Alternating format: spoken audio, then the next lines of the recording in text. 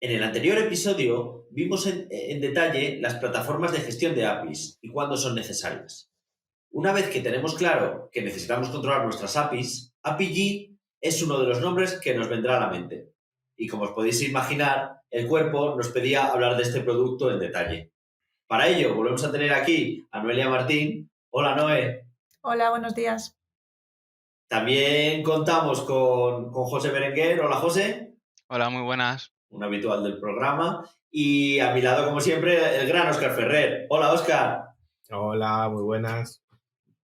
Yo soy Tomás Calleja, esto es como conocía nuestro cloud, dentro intro y empezamos. Estás escuchando Cómo conocía nuestro cloud, un podcast en el que hablaremos sobre Google Cloud y cómo sacarle el máximo partido a los servicios que ofrece, de una manera imparcial y amena. Bueno, pues como hemos dicho, vamos a hablar de Apigee, ¿no? Que es este productazo que compró Google hace unos años y, bueno, como hace Google siempre, como ya hemos contado varias veces, Google compra un producto y poco a poco se va entrelazando, va cogiendo sabor Google, va cogiendo sinergias con otros productos, interconexiones. Entonces, si os parece, como contarnos un poco, ¿no? ¿Cómo describiríais a Apigee así en unas pocas palabras? Bueno, por empezar haciendo resumen, en el capítulo anterior, aunque yo no estuve, os he estado escuchando, y ya comentasteis un poco por las características principales y las posibilidades que un producto así nos ofrece, ¿no?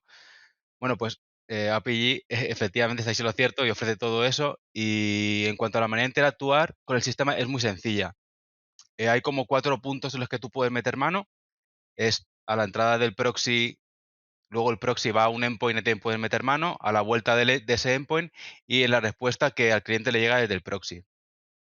La interfaz es muy clara, tiene 2 sabores, lo puedes utilizar de la versión tradicional, que como comentabas antes es un producto que no es nuevo y se mantiene en su interfaz gráfica, y han añadido también una versión un poco más sabor Google, que es un poco más acorde con la consola que GCP tiene. Muy bien. Este sabor Google, yo siempre tengo la misma duda. ¿Es un cambio de imagen o conlleva también, o tiene más cambios aparte del API tradicional? ¿O simplemente es un cambio de imagen, es un restyling? Yo por lo que he visto es un restyling en cuanto a opciones, diseño y poco más. Pero no sé. A nivel de consola sí, pero sí es verdad que a nivel de infraestructura de los componentes que hay por debajo, Google sí que está haciendo un trabajo muy fuerte, sobre todo en simplificar el producto y ayudar a la instalación de un producto tan complejo. Vale, genial. Em, Muy bien, pues nada, si os parece vamos a ir hablando un poco de cómo se trabaja en API, qué versiones hay y demás. Eh, Entiendo, bueno, por lo que hemos hablado, ¿no? API al final es una herramienta para gestionar APIs, ¿no? Además entiendo que sigue pues un patrón de API Proxy, ¿no? Para hacer esa gestión. Eh, Contadnos cómo se trabaja a la hora de si yo tengo un backend con unos APIs ya desarrollados y de repente mi empresa pues tenemos la necesidad, ¿no? De tener gestionadas todas esas APIs. A lo mejor después de haber oído el anterior episodio, ¿no? Llegan y dicen, joder, qué bien todo lo que cuentan, vamos a ponernos a pillir, ¿no? Efectivamente, estamos ya ahí a tope y entonces decimos, venga, va, ¿cómo es un primer día? ¿Cómo exponemos nuestro primer API? ¿Qué es lo que tenemos que tener en cuenta? ¿Cómo se trabaja? ¿Qué me podéis contar sobre eso? Bueno, pues si queréis empiezo yo. Aparte de que ya contamos el otro día que antes de ponernos a apificar como locos y exponer todos nuestros servicios en este producto, hay que pensar un poco qué productos tienen sentido y cuáles no. Después de montar esa estrategia o pensar un poquito más en ese sentido, si ya nos ponemos a nivel técnico cómo vamos a cacharrear y nos vamos a meter dentro del producto, básicamente API lo que ofrece es la capacidad, como bien decías tú, Oscar, de definir proxies, ¿no? Cada API sería un proxy, no deja de ser un reverse proxy sobre el que se ejecutan una serie de políticas que tú defines dentro de la consola de API. Entonces, como también estaba contando José, la manera de interactuar, tú tienes dos tienes dos bloques principales. Lo que se conoce como proxy endpoint y el target endpoint. El proxy endpoint es la fachada con la que tú vas a exponer esos servicios y esas APIs. Y el target endpoint es el proceso por el que tú puedes cambiar o procesar esa información para adaptarte al backend. Es decir, tú puedes tener un servicio SOAP tradicional que tenga 20 años y lo quieres exponer como REST con una estructura diferente, con unos datos pues más ligeros, no tan complicados. De forma que tú tengas en ese target endpoint ese SOAP, pero en ese proxy endpoint tengas ese proceso REST pues ya con los datos limpios, estructurados y demás. Luego además tiene la ventaja de que ellos dentro de cada uno de estos bloques tienen distintos flujos para procesar los datos y la información antes de enviar la llamada y después de enviar la llamada, ya sea para procesar la petición o para la respuesta formatear, por ejemplo, la estructura de errores, ¿no? Y tener eso normalizado. La verdad que la consola, como contaba José, es muy intuitiva, pero sí es verdad que aunque tú utilices políticas, que justo lo hablamos en otra conversación, en otro foro, se acaba traduciendo en un XML por dentro, tú tienes que toquetear ese XML y adaptarle, ya sea porque la estructura tiene muchos datos y mucha información que tú no utilizas, la tienes que limpiar o porque tengas que incluir una opción adicional, ¿no? Pero sí es verdad que es muy intuitivo la consola. Vale, esta división, ¿no? entre proxy y target lo que nos permite es organizarnos un poco mejor mentalmente, pero sobre todo la reutilización, ¿no?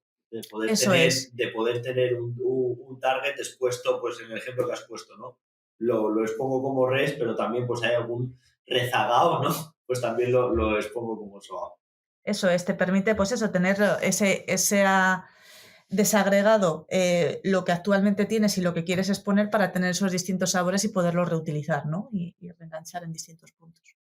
Claro, que evidentemente para una API es fundamental, ¿no? Poder, o sea, la idea es, o sea, una API vale para comunicarte con otra gente, pues poder ser tan flexible como sea necesario. Tengo yo una duda existencial aquí, relacionada con qué es primero, si el huevo o la gallina. Porque claro, entiendo que cuando aterriza un API Manager en una empresa, pues ya hay APIs, ¿vale? Entonces, pues obviamente, pues sobre los APIs tendrás que construir tus proxies, ¿vale? Pero cuando ya es un entorno maduro, ¿se hace primero el proxy y luego el endpoint? No. En el entorno, ¿el endpoint a qué te refieres? ¿Al backend? Sí. Es que el backend te vas a encontrar Quiero decir, ¿cómo cambia? Si cambia algo tu día a día, cuando ya lo que tienes por delante va a ser un API Manager y no es tú mismo exponiéndote al mundo? Claro, nos quitamos de migraciones, ¿no? O sea, lo que sería el primer paso sería migrar todas nuestras APIs al API Management, ¿no? Para tener controladas. Bueno, exponerlas, más que migrar es exponerlas, porque tu infraestructura es la que es, ¿no? Bueno, sí, o sea, migrar la última parte, ¿no? La última capa, sí. Lo primero que haría sería la documentación, es crear el fichero OAS famoso, el OpenAPI aka Swagger. Eso sería lo primero, porque tienes que decidir cómo organizar ese contrato, cómo estructurar los datos y la información y los que se utilizan. Una vez ya tienes ese OAS o ese servicio, ya te metes al manager y ya modificas la estructura o el flujo, lo que haya que tocar, para adaptarte a lo que quieres exponer respecto al backend que ya tienes. Y aquí puede ocurrir distintos casos. Puede ser que tengas backend que se construyan de cero, que no existan. Puede ser backend, como estaba diciendo Tomás, que se quiera reutilizar o lo que sea. Entonces, el ciclo de vida difiere un poquito. La ventaja de tener este tipo de plataformas es que aquellos que tengan servicios backend ya construidos, pues simplemente lo que tienes que es pensar cómo normalizar y cómo exponer esa información de forma más agradable en función del usuario, porque ya comentamos en el otro episodio que no es lo mismo para un partner que para una aplicación interna. Y luego, en el caso de que sean servicios que no estén construidos, la ventaja es que este tipo de plataformas te permiten moquearlos. Es decir, aunque no existan, tú generas ese OpenAPI, ese OAS, y por debajo ya generas ese mock para poder funcionar. Claro, de hecho, puedes jugar con las versiones y con las revisiones para tener una revisión de tipo sandbox y cuando ya exista el backend, cambias el target endpoint. En lugar de apuntar al mock, apuntar al servicio real y creas esa revisión de tipo live, ¿no? De tipo real.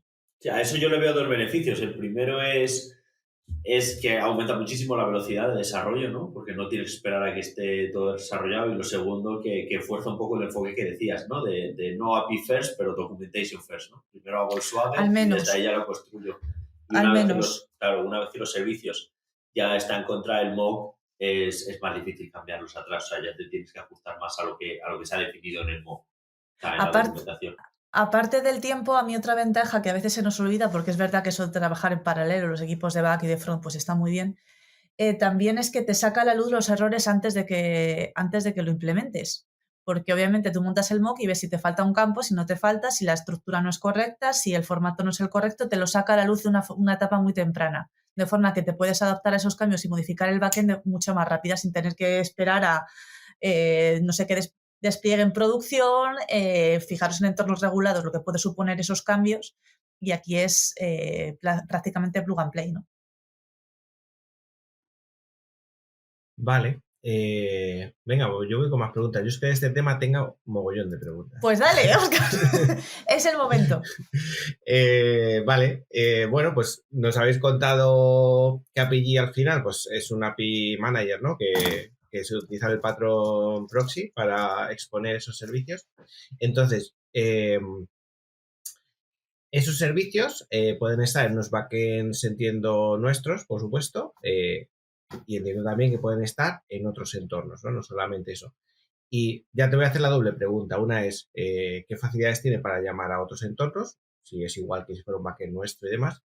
Y ¿qué pasa cuando quieres si hay opción en API de hacer llamadas, por decirlo así, locales? Es decir, ¿qué pasa cuando un proxy realmente su target endpoint es otro proxy y similar, ¿vale? O sea, Vale, como llamadas en local, por decirlo así. A ver, para la primera, simplemente si tú tienes un servicio de terceros que tú quieres utilizar, al igual que tú puedes exponer tu servicio, puedes exponer este. Y la ventaja de hacerlo con API es que, digamos que lo puedes toquetear y exponer de forma corporativa. Es decir, imagínate que por debajo ese servicio tiene una política de seguridad o un mecanismo de seguridad que no es el tuyo propio, pues tú adaptas esa política de seguridad y pones la tuya normativa. O sea, la integración es súper sencilla. Igual que tienes un target endpoint propio, puedes exponer uno ajeno. Y luego, para hacer las llamadas, como estabas diciendo, entre locales y no locales, aquí lo que nosotros normalmente solemos... hay un concepto que se llama API-led Connectivity que está muy manido, la verdad, ya lleva bastantes años sobre la mesa. Y normalmente se hablan de 3 capas de APIs, ¿no? Serían la capa de lo que serían los BFF, ¿no? Adaptados al canal, las cross o de negocio y luego ya serían las de sistema, que serían pues las DAS, ¿no? Las orientadas a datos. Entonces, no siempre tienen por qué existir esas 3 capas. Hay productos o APIs core y cross que se pueden consumir directamente desde los canales sin tener que crear ese BFF por encima, pero también hay APIs de DAS asociadas a datos crudo que puedes acceder directamente. Pero en el caso de tener que requerir esa doble llamada, digámoslo así, tú generarías 2 proxies. Tendrías el proxy interno de sistema y tendrías otro proxy que consuma el de sistema. No sé si esto contesta a tu pregunta, pero digamos que tendrías esos distintos niveles de API. Sí es verdad que lo de los niveles es algo que hay que pensar muy mucho porque, como hablamos el otro día, la latencia es un tema y toda la parte de seguridad no hace falta reinventar la rueda ni complicarse ni sobrearquitecturar. A veces es tan sencillo como creas otro sabor de esa API, de ese servicio y reutilizas y ya está, sin tener que montar esta capa sobre capa y sobre arquitectura. Vale, pero Incluso, API no da ninguna limitación, ¿no? O sea, No, tú puedes en ese usar un sentido. target, un proxy, por así decirlo, ¿no? O sea, Sí. Y otro hacer proxy puede sí. llamar a otro proxy. Eso no es un problema. sí, incluso si el claro. target endpoint al que vas tiene su propia autenticación, ahí puedes meter mano, puedes meter uno auth o lo que necesites, que no estás limitado en ese sentido. Sí, De hablando de hecho, latencias que decías, pues un proxy, o sea, un proxy que mata a otro proxy lo puedes hacer como llamada local. Entonces, pues bueno, ahí también te ahorras un poquito, ¿no? de todas maneras, aparte de la cantidad de políticas que ofrece API, una de las cosas que se agradecen, porque hasta que no estás en un cliente final no sabes qué necesidades puedes tener y los estándares están muy bien, pero luego siempre pasan cosas. Entonces tienen políticas específicas donde tú puedes incluso ejecutar código Java, código JavaScript, etcétera, para toquetear. Sí es verdad que no lo recomendamos, no es la mejor de las ideas, hay que evitar meter toda la lógica de negocio posible, trasladarla al propio backend y no a producto de API Manager por latencias y por complejidad, pero que existe esa posibilidad. Y API te la ofrece.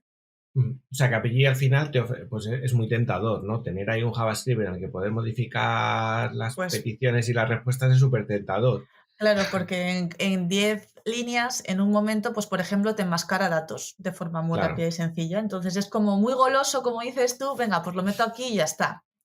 Pues bueno,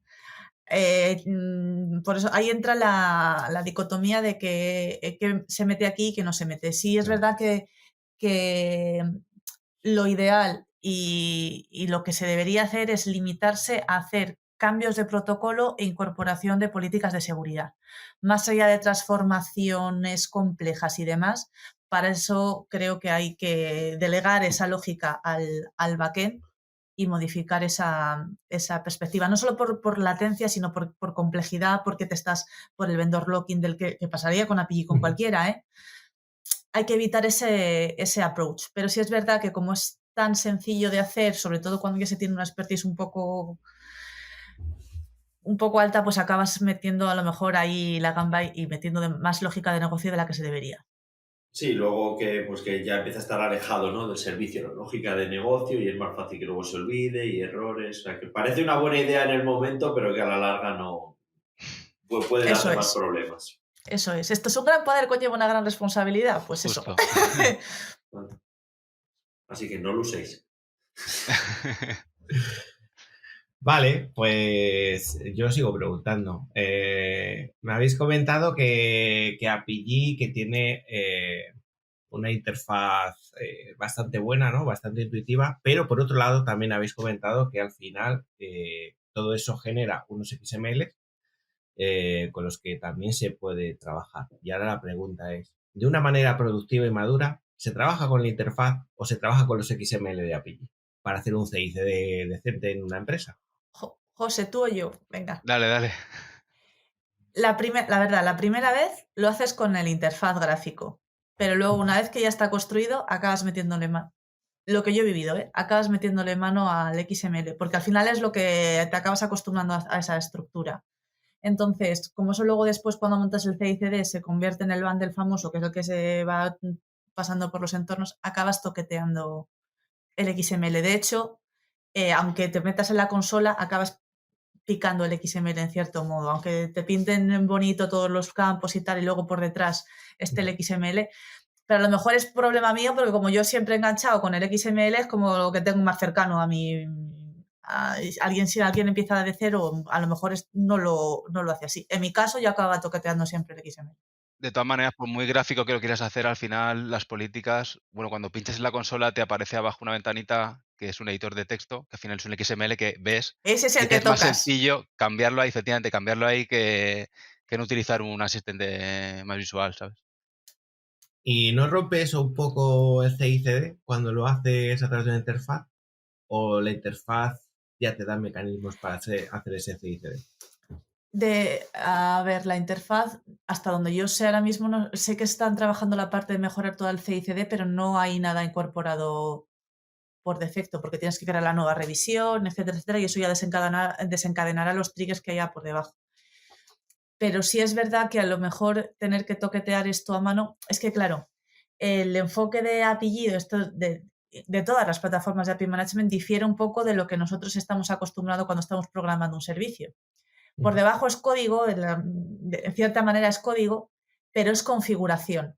Entonces tiene que verse más como ¿cómo te diría yo? No te voy a decir que un low code, pero casi. Está, pues eso, como un sistema de infraestructura como código.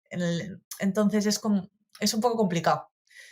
Sí, Es un algo más enfoque distinto. declarativo, ¿no? Es más Eso declarativo, es. no es Sí, imperativo, pero pero... la comparación es justa porque además es que a la izquierda te aparece un listado de políticas de las que tú vas arrastrando a dónde lo quieres del flujo y te va generando como ese diagrama, ¿no? Que es el que va a seguir la request desde que entra hasta que sale. Y es muy visual, pero es justo eso que dices de low code, porque al final va orientado a eso, a un poco interactuar con la interfaz más que desde cero picar un XML.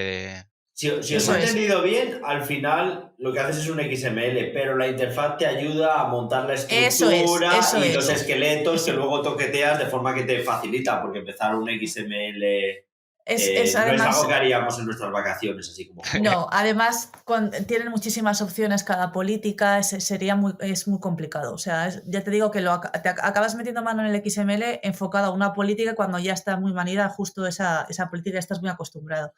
Pero de cero, hacer esos DeepLs que veíamos antes con los antiguos ESB es muy complicado. Si nos trasladamos a otro tipo de productos como podía ser Tifco, también hacían ese flujo que tú te acababas metiendo y eso se trasladaba por detrás con un XML, o sea. Vale, genial.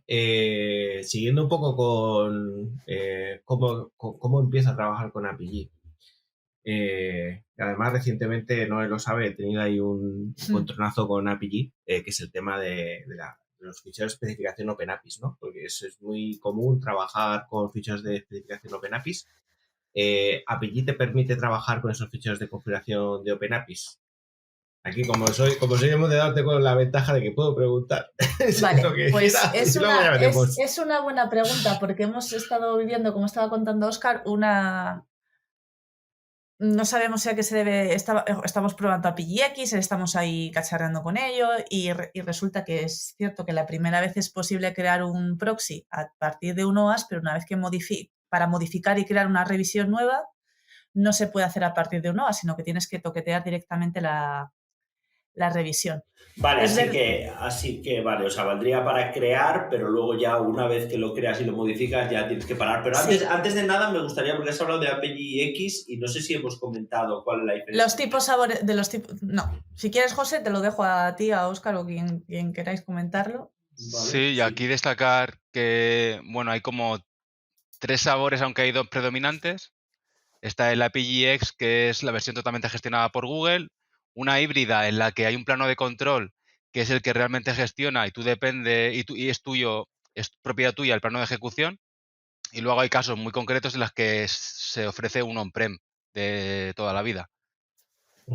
Yo creo que además el caso de on-prem lo están deprecando desde Google, ya nos está dando soporte. Y nos vamos a quedar con esos 2 sabores. Una versión híbrida de API que te permite gestionar también, pues lo puedes ejecutar en tu on-prem si tú quieres, o en la nube, pero en tu proyecto, con el plano de ejecución en tu proyecto. Y la versión SaaS, completamente SaaS, que es la de API-X, ¿vale? Que ahí el plano de ejecución, digamos que está en un proyecto de Google, con lo que ello conlleva también, que yo creo que también es un tema a tener en cuenta, no solo de control, sino también de latencias y demás, aunque hacen un peering con una red tuya cuando quieres exponer un API, ¿no? Pero bueno, hay que tener en cuenta ese peering, ¿vale? Desde el punto de vista del desarrollador, ¿cambia algo las 2 versiones que habéis dicho? O sea, trabajo como desarrollador en la empresa Paradigma y tengo que hacer un API, ¿me afecta o simplemente tengo que ejecutar? Las funcionalidades básicas o core son las mismas, pero los componentes subyacentes no, la aproximación es distinta. O sea, una versión SaaS prácticamente no te tienes que preocupar obviamente de nada de la infraestructura más allá de utilizarlo y poco más. Y en el caso del componente híbrido, la parte de ejecución, el plano de ejecución, el gateway en este caso, que le puedes tener, como contaba Óscar, en on-prem, en GCP o donde te dé la gana, pues te tienes que preocupar de eso. Y habilitar esas conexiones, tener cuenta de las latencias, o sea, y sobre todo la parte del anillo de Cassandra, ese componente stateful que hay que ponerle foco en ese caso, ¿no? Entonces, a nivel de usuario... Eso, me refería a nivel de desarrollador. Muy parecido, pero a nivel de infraestructura y de sistemas, sí, de sistemas no tiene nada que ver. Vamos, yo creo que si eres desarrollador, creo que la respuesta es si eres desarrollador, te da igual. Si eres de sistemas, en uno tendrás la vida mucho más complicada. Eso es. O más Eso divertido, es. ya depende de lo que te guste pelear por cosas, pero sí. Pero bueno, vale. yo entiendo también que ahora mismo con todo el tema de soberanía del dato, que ahora se lleva tanto y está tan de moda y demás, la versión híbrida no es para nada descartable. Hay No, mucha no, no. gente que quiere tener controlados esos APIs, esa información en tránsito, hacia dónde va. Tener en cuenta que la versión SaaS al final va a una VPC de Google, esa información, que obviamente Google te asegura que esté en el entorno europeo y que pase por ese tipo de cosas, pero que entiendo que hay otras muchas empresas que por temas regulatorios o por política de empresa no quieren que esa información en tránsito viaje a nada que no sea su CPD o su sitio controlado. Y ya no tema regulatorio, ya por lo que sea, nos olvidamos de que el mundo existe y que a veces funciona muy bien. Entonces, Claro. no puedes olvidar de todo. A lo mejor no quieres migrar esos servicios funcionan y están funcionando bien donde están. Simplemente quieres poner esa capa de control adicional para poder dar acceso y consumirlo. La manera de hacerlo es metiéndole el gateway en on-prem. Uf. Genial. No solemos hablar bien del on-prem aquí, ¿eh? Creo que es primera vez que lo hacemos, pero bueno, vale. Respetamos todas las opiniones, ¿no? Respetamos todas las opiniones. A veces ocurre que hay cosas que funcionan muy bien. A mí me encantaría, yo vengo de banca, a mí me encantaría poder decir, nosotros estamos luchando desde que empecé a trabajar se está luchando por deshacerse del COBOL y resulta que... Han decidido que tiene más años de vida, ¿no? De lo que pensábamos. Sí, de hecho, según se van cambiando, vas migrando aplicaciones y en la nube, en realidad, la demanda de peticiones en COBOL aumenta, porque al final muchas de ellas acaban yendo ahí, y entonces el número de peticiones sigue aumentando. Bueno, no quiero meterme aquí, no es el tema de hoy. Vamos a continuar, que no hay censura, pero tampoco nos explayamos en eso. Venga, vamos a... Vamos, ¡viva el cloud! Muy bien, bueno, pues yo creo que ya vamos a la versión más opinada del podcast y yo os quiero preguntar, ¿qué es lo mejor de Apigee? ¿Qué creéis que es lo que más destaca Apigee? ¿Qué es lo que más os gusta? Pues para mí lo mejor, perdona que me adelante, ¿no? Es la potencia y todo lo que ofrece.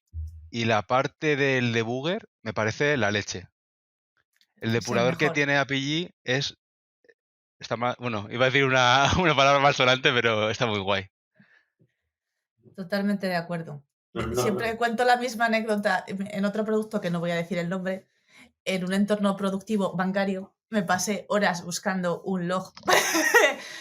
Eso con Apigee no pasaba. Vale, entiendo que es muy fácil de buguear, ¿no? Toda la traza, todos los pasos que va siguiendo para detectar fácil un problema, ¿no? Para el que no lo haya visto en la consola, pues aparece el flujo que decía antes, ¿no? Que es como un diagrama y tú puedes poner un breakpoint, ¿no? En cualquier parte de ese diagrama y puedes ver lo que viene, ver qué hay, qué está ejecutando. Genial. Venga, pues lo opuesto. ¿Qué es lo que menos os gusta de Apigee? Pues creo que la instalación. La instalación. Ellos, este pain point, o sea, GCP lo tiene identificado y están trabajando. De hecho, si veis hace 2 años ahora, lo han intentado con el híbrido, lo están intentando todavía industrializar y simplificar lo máximo posible. Y están trabajando en ello porque saben que es un pain point que tiene el producto. Pero claro, esto es lo comido por lo servido. O sea, es muy complicado porque el producto es muy completo y funciona muy bien. Si no fuese tan completo y funcionase tan bien, pues no necesitaría esa demanda de sistemas y de interconexiones. Claro, es verdad que hablamos el otro día que es un proxy inverso al que le han dado muchísimas capacidades en los productos de API Management, pero no son productos para nada sencillos. Tienen muchos componentes, muchas interconexiones, comunicaciones intermedias. Entonces, cuando te vas a entornos, a clientes finales, que esta infra es complicada de instalar. Pero con Apigee, con cualquiera, ¿eh? O sea, estos productos son muy complejos. Claro, aquí a lo mejor lo hemos pasado un poco por alto o lo hemos dado por hecho, pero cuando hablamos de Apigee, al final hablamos de un producto súper completo, ¿vale? Que tiene portal de desarrollador, que es un gestor de APIs, que tiene un montón de features, ¿no? Que no pueden tener otros, porque muchas veces nos ha pasado, yo creo que aquí a todos seguramente, que viene un cliente buscando una API Gateway, por decirlo así, ¿no? Quiero una API Gateway. Entonces, se van a API, no diría por error, pero buscando, sobre todo luego en la comparativa de precios, diciendo, pues que API es muy caro. Bueno, es que API es un producto mucho más complejo, no es que sea una API Gateway, es un producto mucho más complejo, ¿no? Y que eso hay que tenerlo en cuenta. Es realmente como Sí, una herramienta. sí.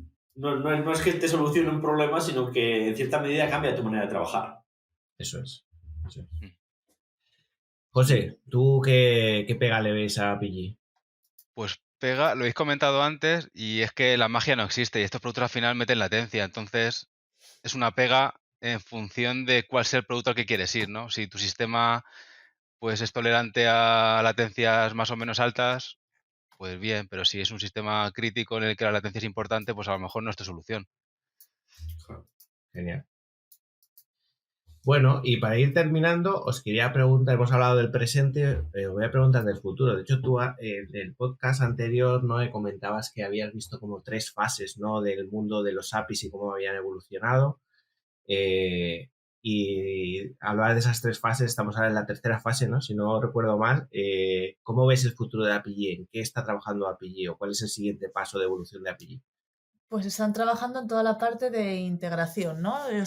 Bueno, están trabajando en 2 partes. En la parte de gobierno, como os comenté, que gracias a ese API Hub, esa limitación que hemos comentado antes del OAS y regenerar ese proxy, se supone que lo van a incorporar ahí a ese catálogo de servicios. Entonces, la parte de gobierno la van a toquetear sobre todo porque hay vida más allá de REST, que soy muy pesada con esta frase, pero es verdad.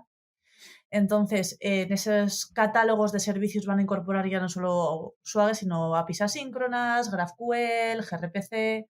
Entonces, ese catálogo tiene que ampliarse y el enfoque es distinto. Entonces, ese por la parte de gobierno va a ser una de las líneas de trabajo. Y la automatización de validación de reglas, que lo comentamos también en el otro podcast. Y el tema de la integración, pues porque como hemos vivido muchos proyectos, básicamente hay ciertos productos que en todas las casas están, digamos, en los CRM, Salesforce, SAP, etcétera, y esas integraciones bajo demanda que se necesitan para casuísticas y que cada uno se las saca por proyecto como buenamente pueden, pues están intentando normalizar y gestionar todas esas integraciones a través de conectores propios. Entonces, esa integración, lo que se conoce como IPAS, ¿no? O sea, integraciones como servicio, va a ser la línea de trabajo de bastantes vendors, API y alguno más. Genial. Y podemos cerrar el episodio con una reflexión, ¿no? Filosófica. Vamos a un poco, no vamos a poder hacerla entera porque nos puede dar para una serie entera, pero es realmente necesario API, sobre todo porque hay bastantes productos, incluso dentro de Google Cloud, que nos hacen no lo mismo, pero sí el core, ¿no? Del producto. Tenemos API Gateway, Endpoint, tenemos también Istio para Kubernetes. ¿Qué os parece todo esto? Pues aquí yo creo que depende un poco de qué quieras hacer, cómo es tu servicio de grande, lo que comentamos antes de las latencias. Pues ¿es necesario para todos los casos? Pues seguramente no. Si tienes ya un servicio que por detrás tiene muchos endpoints a los que llamar y requieres de monitorización, de desarrolladores que se van a conectar con APIs y tal, pues igual sí te merece la pena utilizar API porque te va a proporcionar muchas cosas que estás necesitando y que de otra manera tienes que hacerlo una por una. Para todos los casos, pues no. Tienes un servicio que tiene un par de endpoints, necesitas API, pues creo que están matando moscas a cañonazos, ¿no? Pero vamos, es una opinión personal. Creo que no es para todos los casos, vamos. Yo estoy de acuerdo con José en que no es para todos los casos, pero no lo limitaría al número de servicios, sino a la utilización de esos Sí, servicios. Ese es el sí. matiz. Mm. No es lo mismo una utilización por partners que una utilización interna, no es lo mismo servicios cross que un servicio que solo utilizas para una determinada cosa muy pequeña. Entonces, poner esos límites, esas fronteras, que es lo que se tiene que trabajar de forma previa o durante esa estrategia de apificación, ese gobierno de APIs o como se quiera hacer. Creo que eso es lo fundamental para poder sacar rédito a esta y ver cuándo utilizar esta herramienta y cuándo ir a una solución más ligera, como podría ser los Cloud Endpoints o lo que sea. Pero eso es otra conversación distinta a la parte de Istio. Igual que sí que os digo que para la parte de función del servicio sí que el punto de acceso es distinto con un Cloud Endpoint que con una API. El caso de Istio hoy estamos a 2023 primeros, nunca se sabe dentro de 6 meses cómo va a evolucionar esto porque claro, tienen propósitos distintos. O sea, la comunicación norte-sur sí que la veo a través de un Cloud Endpoint, de un API Gateway, y en cambio Istio lo veo más para una comunicación este-oeste. También hay que tener en cuenta, porque lo he vivido justo hace unos meses en un cliente, la cantidad de llamadas que pueden tener. No es lo mismo un e-commerce que todo el tráfico va a ponerle por un único punto de entrada, puedes, a por mucho que se quiera escalar y poner en clúster y todo lo que tú quieras, a lo mejor no es necesario hacerlo a través de un gateway, ¿no? Entonces, hay que ver cada caso de uso y ver sobre todo quién lo consume y la cantidad de consumo que tiene de ese componente. Y en función de eso ya, pues, decidir una solución u otra. Ni es blanco ni es negro. Sí, era pregunta filosófica, sabiendo un poco sí, por dónde iban a ir los tiros. Yo también lo veo así como reflexión que tener un producto de estos, joder, es complicado porque dices, yo a lo mejor no estoy en el momento que lo necesito, pero si lo tengo, sí me va a permitir evolucionar más rápido, ¿no? Evolucionar más rápido y de manera más ordenada, ¿no? Haciendo, por ejemplo, en caso de llegar a un partner, no tengo un servicio SaaS y me quiero y empiezo a partnership con otros productos, pues la capacidad de rápidamente modificar el API para cambiar el sistema de seguridad, meterle SOA para que se comunique, puede llegar a ser una ventaja competitiva. Totalmente. Ese punto, no solo el portal, sino tener esa capacidad on the fly de poder modificar estos servicios y exponerlos, pues es fundamental. Pero también te digo que no es el caso habitual. O sea, normalmente, como comentamos también en el otro podcast, es más para lo habitual, es mejorar ese uso interno y tener un caso sobre la mesa de ese partnership, ¿no? Pero lo que comentamos esto de que es la guinda del pastel de monetizar APIs es como un siguiente paso que no es tan habitual, que ojalá se diese en todos los casos, pero que no tiene que ser un objetivo en sí mismo, ¿no? Claro, sí, o sea, yo no me refería tanto a sacar dinero por llamadas o controlar cuotas, sino, pues mira, pues tal CIO y tal CIO se han ido a comer y han dicho, oye, pues vamos a hacer un partnership y nos vamos a integrar estos dos servicios, genial. Y ahí es cuando llega a sistemas y es cuando te hacen la pregunta, ¿no? ¿Y esto cuánto tardamos en integrarnos? Bueno, pues un programa de estos pues puede facilitar muchas las cosas. Totalmente.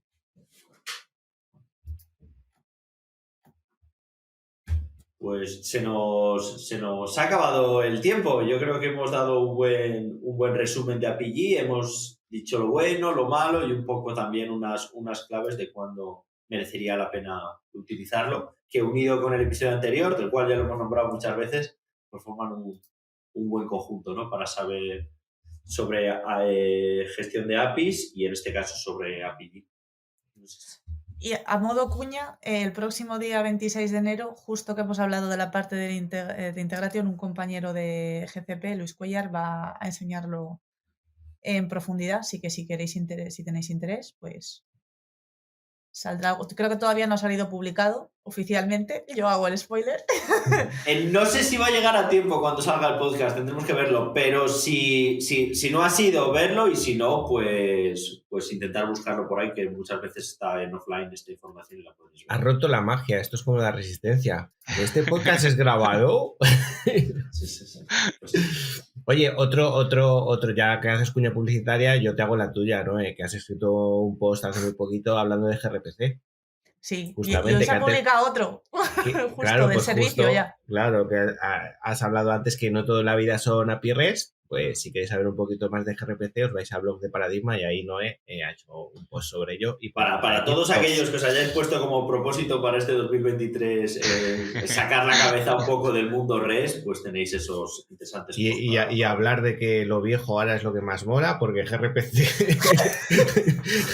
gRPC está muy de moda, pero lleva existiendo mucho tiempo. Todo vuelve, son los pantalones de campana de... Sí. Vale, pasamos demasiado tiempo juntos, José. Iba a decir la misma referencia con los pantalones de campana también. Bueno, dicho esto, cerramos. Muchas gracias a todos los oyentes por habernos escuchado una vez más. Muchas gracias a Noé y a José por estar aquí y a Oscar también. Muchas gracias. Venga, hasta la próxima. Chao. Hasta Hasta luego. la próxima.